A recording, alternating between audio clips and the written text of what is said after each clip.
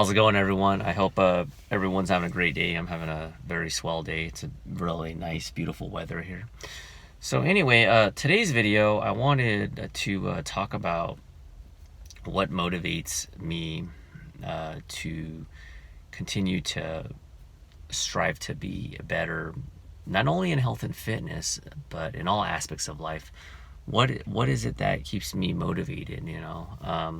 Things don't get easier as you get older with different responsibilities, and there are a lot of different factors that keep me motivated. But as I get older and as I mature, because let's be honest, your mindset at 10 years old is completely different from when you're 5 years old. When you're 5 years old, you just want to be loved, you want to be taken care of, you need to be fed. Hopefully you're potty trained by then.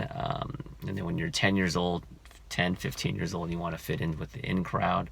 And then you get into adulthood, past 18, going into college. And now, being that I'm in my 40s now, my perspective has for sure changed. My core values are still the same, but my perspective has changed, and that's the reason why I want to do this video. So one thing that really pushes me to continue to try to better myself in all aspects of life, not just health and fitness, but in everything, just trying to be a good father, a good husband, and just a good friend, try to be a good person in general, is that it's basically my parents and what they sacrificed to give me and my siblings. I'm one of four. I'm the youngest of four. I have three older sisters, and I would like to consider our family to be fairly successful. Now, that's term is relative, but we all went to school. Not saying school is the only route you have to go to, but we are college educated. We all have decent jobs.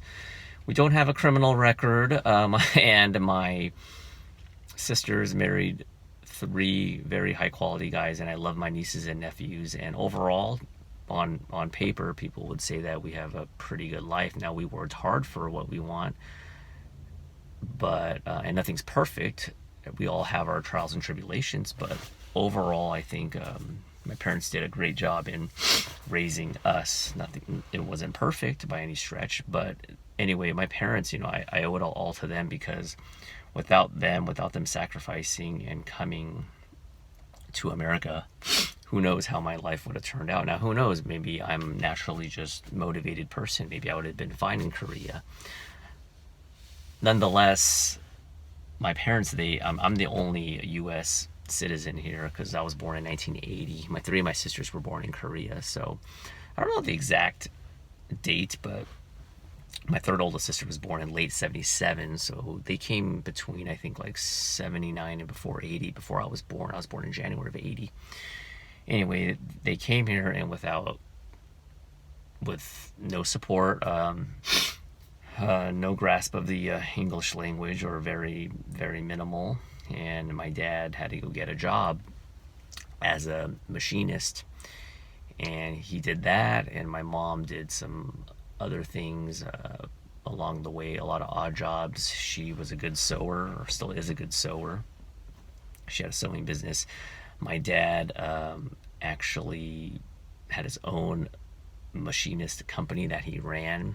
I found out, I think the last time I spoke to my mom, because I was talking to her about how we kept moving around a lot when I was young, and I asked her what transpired. Was it just financial situation, or obviously it was financial, but what are the details that caused this challenge in their lives, raising four kids? And they said my dad did try to become or own his own machinery business, and it wasn't doing too well. Bills are piling up. I can't imagine the amount of pressure my dad and my parents had in general to succeed and to help us. And but they did it. They did what they had to do. I mean, I went to how many different schools? I went to four different elementary schools in 6 years. Went to a school in kindergarten, and then 1 year did there. Then we moved. And then I didn't want to move, obviously, but we moved. First grade, this is my second school. did 1 year, I made great friends, had to move again. And that was the time when we had to live temporarily for a year with my uncle. My uncle helped my dad. I think that was the time when my dad was really struggling hard with the business, and he was trying to find a job, and that was just a temporary thing. But being temporary, my second school in first grade, it only lasted a year. Then we moved again in the beginning of my second grade, and then there was some stability there. Wasn't a great neighborhood. Eventually I wanted to do a video and show you my old neighborhood. It's not a great neighborhood, I'll put it at that. I made some great friends, but when your school is rated like a 4, and I'm getting into fights left and right, it's not the best environment for a kid. But my parents, they couldn't afford private education. They couldn't afford living in a really nice area, and that's where the challenges and the struggles and the sacrifice that my parents had to put up with, had to deal with just for us. Anyway, from second grade to sixth grade, I made my best friends, ever. That was like a great childhood. And at the beginning of sixth grade, we moved again into finally a better area, and that hit me pretty hard. But yeah, I don't want to make this too much about just me, but it just shows that, as we were moving constantly, it was hard for my parents. I didn't want to move in the sixth grade, but it was for a better house, a better environment, better school system and whatnot. My dad, he worked to finally put a down payment on the house when I was in sixth grade. Had a pool, I had my own room, and I do remember I was I think like 11 years old. My dad was very, very excited. I mean, I can't imagine the amount of pride and joy that he had when he was able to purchase his own house, not rent, not sleep at my uncle's, or go from odd job to odd job, have some stability. He was working a lot of overtime, and he was putting food on the table. But let's not forget my mom. My mom is just the rock. She just, I don't realize it, how much my mom has done for us. And it's just, I'm not trying to get emotional, but it's just, when I saw my niece, because I have a lot of nieces and nephews now, and when I see my mom, the way she's like a professional. She's a pro at just raising kids. I'm a newbie. It's just all these little things, and she was working full time. Because it's a very traditional, my dad were very traditional. My dad expects food on the table right when he gets home. So she had double duty, full-time job, and taking care of the kids. And whenever we got like bad grades and stuff, it was like frowned upon. My dad would blame my mom, and I'm not trying to make my dad to be a bad person, but this is just the traditional way it was. It was like my dad's supposed to work, the mom, the wife, is supposed to take care of the kids. But I digress. But anyway, there was just a lot of sacrifice, but it puts things into perspective, because having those opportunities in America, you don't get that in every country. Now Korea is definitely an up and coming economy, and in general, it's not a third world country by any stretch of the imagination, but with government regulation stuff, America's supposed to be the land of opportunity. America's not perfect, but there are a lot of success stories, and people want to come to America because a lot of places, a lot of countries, they don't offer Pell Grants and loans and scholarships. I got a mini scholarship when I went back to school for like $5,000 or $6,000, which doesn't seem like that much, but when you got credit card debt, it helped a lot. So these types of opportunities are more accessible, more available in America, and I'm so grateful for that. So when I wake up and I have a bad day, or I don't feel like working out, or I don't feel like going to work, or just something, I think about the amount of responsibilities and the amount of grueling hours that my parents put up with, because the goal of, at least in my opinion, the goal of when you have a kid and you procreate for the next generation, you hope that the next generation their quality of life is going to be better than your quality of life, and it helps keep the family tree very strong.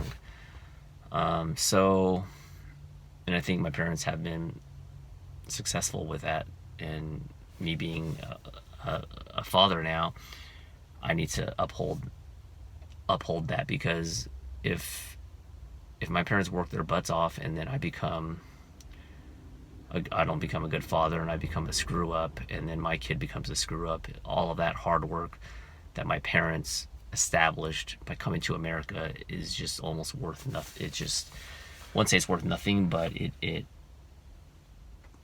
it's going to tarnish, I should say, what they did. Well, basically, yeah, it's gonna be put to waste, you know.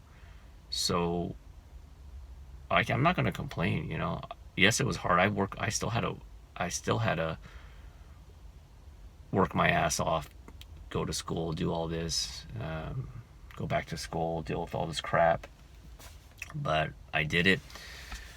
Not easy. I don't have it all made. Life is not easy. There's still a lot of daily stressors in life, but that's what keeps me kind of motivated. There's a lot of different other things that keep me motivated, but as I get older, with our perspective changing, you just come to realize how important and how grateful I am to have two parents that wanted a better life for me. I think that's the only thing they wanted. And my parents have been through a lot too. For my old school subscribers, I mean, my dad had a bad liver, and he had a liver transplant, and he was hurting pretty bad.